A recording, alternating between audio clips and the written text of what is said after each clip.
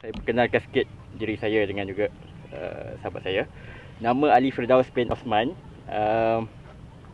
Panggil Encik Ali nampak macam formal sikit kan. So boleh panggil Abang Ali. Dia macam mesra lagi.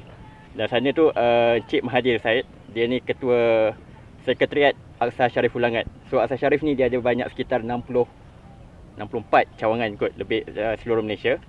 So ketua Sekretariat Ulangat Encik Mahathir Said, boleh panggil Abang Mahathir apa sebagainya kan. Dan insyaAllah hari ni kita akan kongsikan sikit tentang isu Palestin. Dan saya rasa rata-rata semua dah biasa dengar isu Palestin kan. Benda ni yang bukan lagi perkara asing tentang isu Palestin. Mungkin sekarang kita dah mula tahu tentang apa yang berlaku kat Syria apa sebagainya. Tapi semua boleh dengar ni? Boleh tahan? Dah breakfast ke? Dah. So jangan dia pengsan . So ada team emergency relief untuk angkat kalau pengsan. Ada. InsyaAllah kita nak cerita pasal Palestin. Kalau kita bukan perasan, semua orang tahu, mesti tahu rasanya. Dalam bulan November baru berlaku yang lepas kan. Berlaku satu serangan ke atas Palestin kan. Bila lepas serangan tu semua orang makin celik Palestin di Malaysia kan. Kalau mungkin sebelum ni Palestin ni kita rasa macam naik lepas tu dia tenggelam, timbul tenggelam macam mana. Dan sekarang ni bila bulan 11 itu serangan yang terbaru ni, dia kira terus memberi momentum sokongan rakyat Malaysia ni lagi bertambah banyak kan. Kalau kita lihat sejarah Palestin ni dah lama dah. Tahun berapa rasanya? Siapa boleh 18 ni. Berapa secara officialnya dia dijajah? 15 Mei. Setiap tahun 15 Mei kita akan kita bukan sambut lah, kita sebagai kenang-kenangan sebagai peristiwa Nakbah. Nakbah ni maksudnya adalah Hari Malapetaka.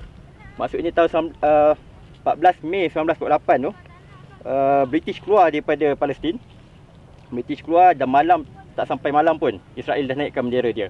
Jadi hari esoknya umat Islam menggelarkannya sebagai Hari Nakbah, Hari Malapetaka bagi umat Islam, kerana Palestin tu dah dirampas secara rasminya oleh Israel dengan cara yang sangat tragis, kejam dan sebagainya. So apa yang special kat Palestin ni? Baitul Maqdis. Ada apa? Masjid Aqsa. Bumi para Anbiya. Bumi para Anbiya. Ada apa lagi nak share? Baitul Maqdis tu, Masjid Al-Aqsa tu masjid apa? Apa yang special masjid tu? Kiblat pertama selepas Kaabah? Sebelum Kaabah? Lepas tu ada apa lagi? Siapa lagi nak share? Apa yang bestnya Masjid Al-Aqsa ni? Doa makbul. Isra' Miraj. Okey. Itu antara peristiwa-peristiwa besar yang berlaku kat situ kan. Dan dirakamkan dalam Al-Quran. Di dalam surah apa? Surah Isra'. Ayat yang pertama kan disebutkannya. Disebutkan maksudnya Allah Ta'ala memperjalankan Rasul ni daripada Masjidil Haram ke Masjidil Aqsa kan. Di mana itulah kawasan yang diberkati sekelilingnya. Bukan di Masjid Al-Aqsa je. Konsep keberkatan tu ialah bermula daripada Masjid Al-Aqsa sebagai pusatnya dan dia berkembang. Macam air, kalau kita baling batu, nampak dia punya gelombang air dia. Gelembung tu betul juga. Tapi air tu, wave tu dia akan buka kan. Macam itulah konsep keberkatan daripada Masjid Al-Aqsa tu. Dan kalau kita lihat banyak hadis-hadis kan dinyatakan tentang kepentingan Masjid Al-Aqsa ni, di mana tiada masjid yang digalakkan untuk bersusah payah untuk bermusafir kecuali 3. Apa dia? Yang pertama sekali masjid apa? Kalau ikut urutan dia. Cuba sikit. Masjidil Haram. Kedua Masjid Nabawi. Ketiga Masjid Al-Aqsa kan. So disebutkan dalam hadis kan, kita sebagai orang Islam yang beriman, kita memang kena berpegang teguh kan dengan Al-Quran, dengan hadis apa sebagainya. Jadi maksud bila sebut dalam ayat Al-Quran yang sebut, dalam hadis sebut, menunjukkan betapa pentingnya sebenarnya Masjid Al-Aqsa tu. Tapi kita lihat sekarang ni Masjid Al-Aqsa ni sekarang macam mana keadaan dia? Siapa boleh share sikit? Dia diroboh, dia nak di-collapsekan sikit demi sikit kan. Dan sekarang ni Masjid Al-Aqsa ni di bawah di penjagaan rapi oleh tentera Israel. Penjagaan rapi Israel, okey. Rapi tu dia kena letak sikit inverted comma kan. Rapi macam mana?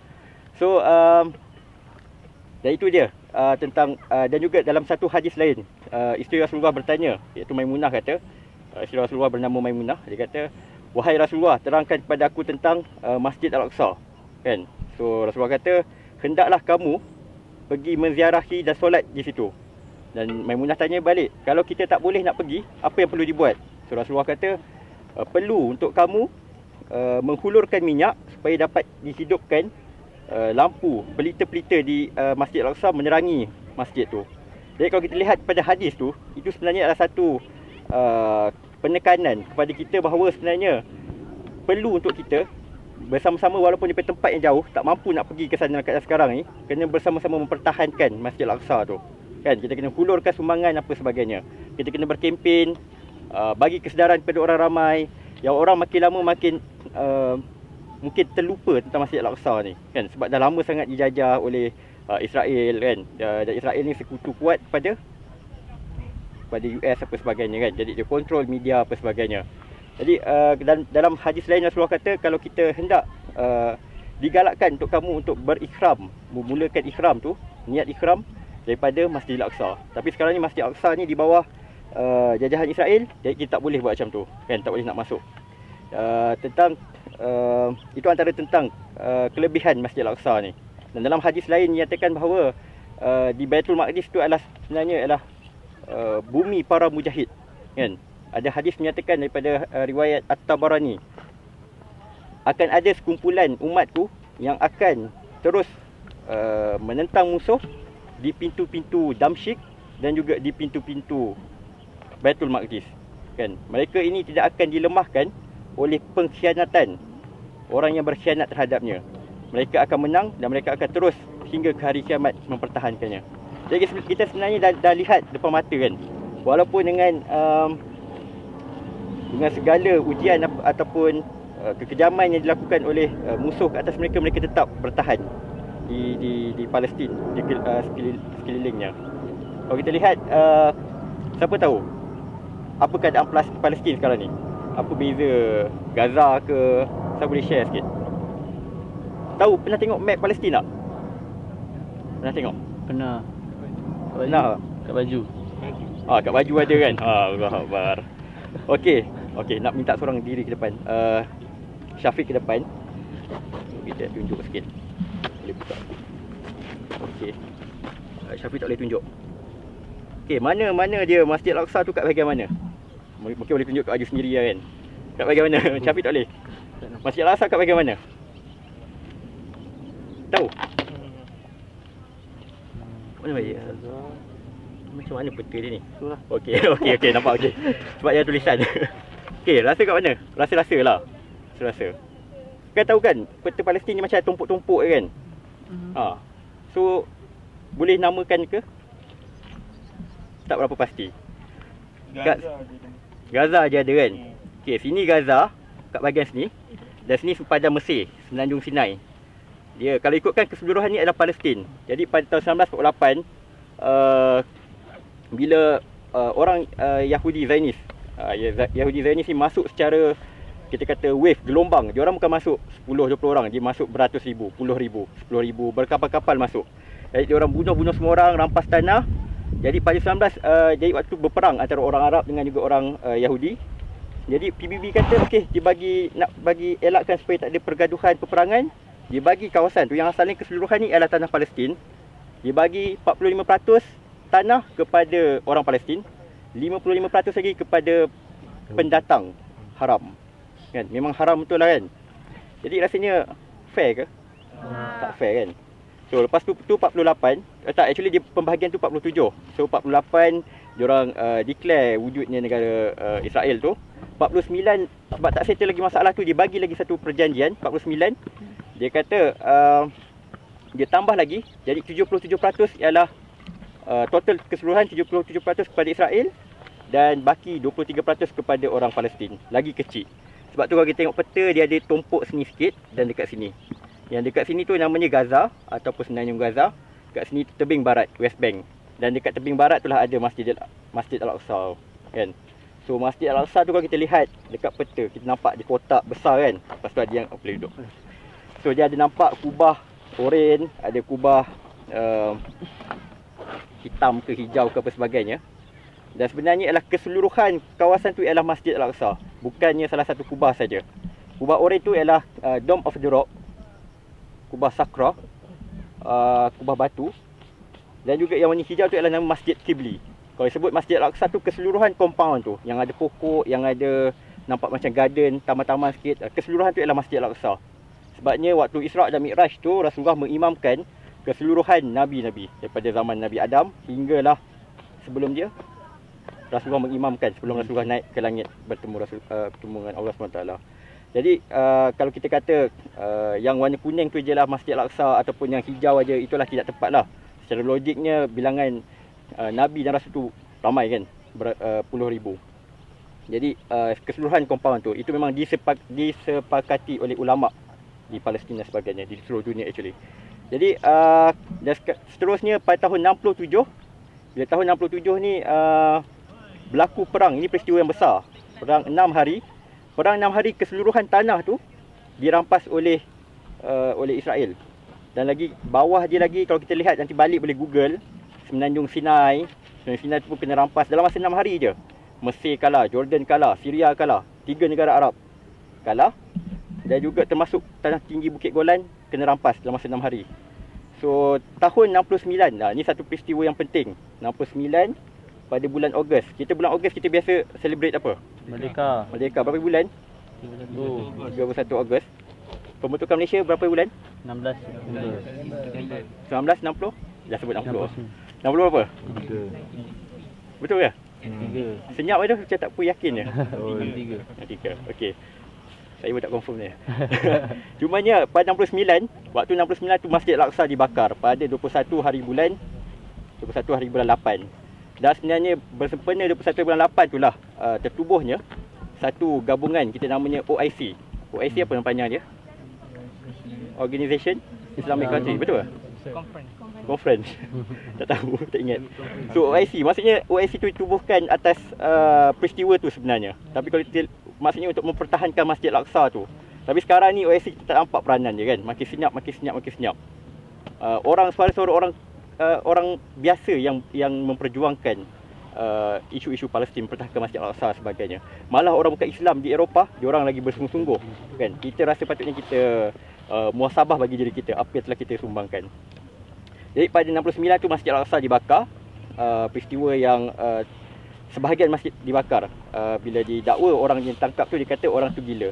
Sebenarnya itu adalah memang yalah fanatik ekstremis Yahudi ramai macam tu, bunuh orang apa sebagainya kan. Tapi dia lepaskan macam tu aja. Jadi seterusnya tahun 73 ni berlaku satu peristiwa yang besar yang agak menarik juga sebenarnya. Dan waktu tu negara Arab ni sekali lagi dia orang bergabung, Mesir, Syria. Dia orang serang Israel ni. Dan semasa tu ialah istilahnya perang Oktober ataupun Yom Kippur. Yom Kippur ni satu celebration untuk orang Yahudi. Dia orang ada macam festival raya ke something satu, dia orang tengah boleh kata lalai apa sebagainya. So waktu bila serang tu mereka sebenarnya kalah. Tapi bila keadaan kalau diteruskan lagi memang boleh kata lenyap lah kan. Tapi waktu tu PBB yang boleh katakan ialah sekongkol kuat dengan US dan juga negara Eropah sebagainya, menyekat, memberi satu arahan supaya dihentikan peperangan tu, supaya dibuat perjanjian damai. Jadi malangnya so negara Arab ni pun akur kan. Jadi survive lah negara Israel tu. Kalau tak PBB tak kacau, tak intervene, tak masuk campur, mungkin dah lenyap lah kan. So survive, tak adalah negara Israel tu. Tapi disebabkan campur tangan PBB, maka terhenti serangan tu. Dan seterusnya berlakulah perjanjian-perjanjian lain. Dan hinggalah sampai ke tahun 87. Ini antara tahun-tahun yang penting ni. Apa yang berlaku 87? Dah lahir belum 87? Belum. 90 berapa lahir? 94. Oh, jauh. Okey. 87 ni berlakulah. Okey, apa yang famous dekat kumpulan apa yang famous kat Palestin ni? Hamas. So apa kaitan dengan 87 rasanya? Apa dia? Apa cepat? Ni bagi peluang tu. Ni yang sisters ni tak ada nak try ke?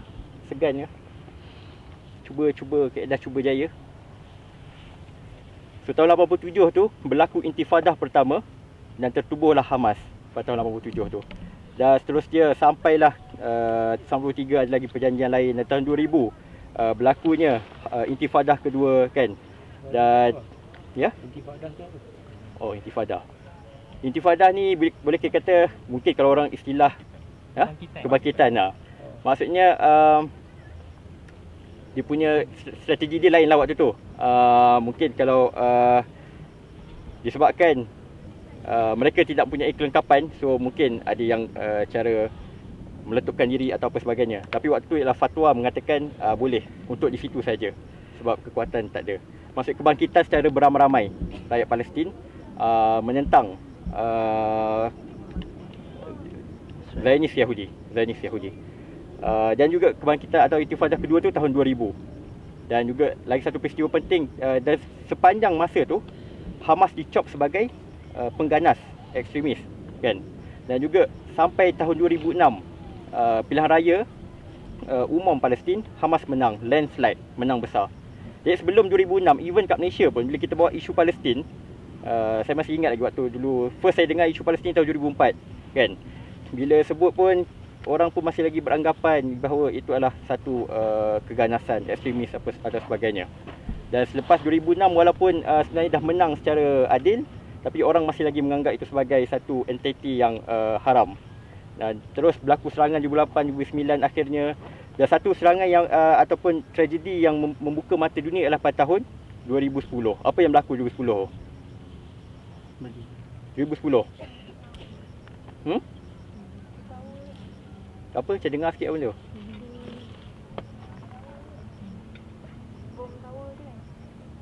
Bom tower tu 2000 yang dekat US tu 2001 kan. 2010 ni semua kita center dekat Palestin tu. Pada 2010 ni ialah berlaku tragedi, orang kata istilah tragedi Mavi Marmara, yang kat atas kapal tu kat atas kapal tu ada berapa orang? Ada lebih kurang 10 orang rakyat Malaysia. Kan, daripada wakil haluan Palestin, daripada wakil Aqsa Sharif, wakil daripada mana lagi? Yayasan Amal kan, wakil daripada Esro Awani. Jadi bila ada rakyat Malaysia tu, jadi isu tu di Malaysia mula rakyat Malaysia buka mata, dan masyarakat dunia pun semua buka mata. Dan dalam kapal tu ada juga non-Muslim apa sebagainya. Perlu diingat, di Palestin ni bukan semua orang Islam je. Ada juga orang bukan Islam, orang Kristian kan. Sebab mereka percaya pada asalnya di situlah lahirnya agama Nasrani kan, pengikut Nabi Isa. Dan di Baitul Maqdis tu kalau kita lihat, kita tengok gambar-gambar, ada satu di kubah dia emas juga, tapi dia kecil sikit daripada kubah emas Masjid Al-Aqsa tu ataupun kubah Sakrah tu. Kubah emas tu tidak ada cross sikit atas. Itu adalah Holy Sepulchre, gereja yang paling holy, paling suci lah kira di situ. Maksudnya dekat situ ada juga orang Kristian, dan mereka juga ditindas oleh Zionis Yahudi ni. Penindasan berlaku di situ. Jadi di atas kapal Mavi Marmara tu semua tu nak hantar bantuan kemanusiaan. Dan tiada senjata, dan tapi tentera Israel IDF ni diorang serbu, diorang bunuh. Jadi ada sekitar 9 orang syahid terbunuh. Dan seterusnya yang peristiwa paling terbaru ni ialah tahun 2000, tahun lepas 2012 kan. Dan sebenarnya kita tengok di barat, masyarakat Eropah yang bukan Islam, mereka berkempen sangat dia kata dahsyat. Kempen boykot apa sebagainya. Kalau kat Malaysia ni apa yang kita gerakkan kempen boykot? Apa barang yang kita kena boykot? Apa dia? McD. Lagi apa? Salah tik. Starbucks. Okey. Lagi? Nestle. Apa? Watson. Okey. Nestle. Coke. So antara kalau kita kat Malaysia kita fokus kepada 4 utama, McDonald, Nestle, Coca-Cola, apa lagi satu? L'Oreal kan. Itu memang dia terang-terang bagi bantuan kepada Israel. In fact kalau kita tengok CEO Jewish United Fund dekat US, dia adalah memegang jawatan CEO McDonald. So maksudnya dia collect duit, dia kumpul. Macam kita kumpul duit, kita nak bagi bantuan kepada Palestin. Diorang pun kumpul duit, diorang bagi bantuan kepada Israel. So buat apa? Duit tu ialah diorang beli senjata, so diorang bunuh orang.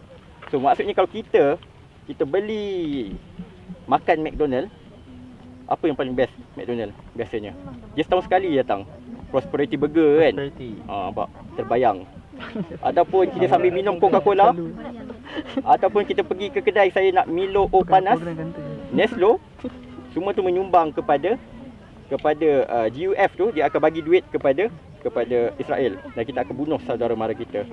Dan sebenarnya ulama besar Syekh Yusof Qaradawi kata haram patut.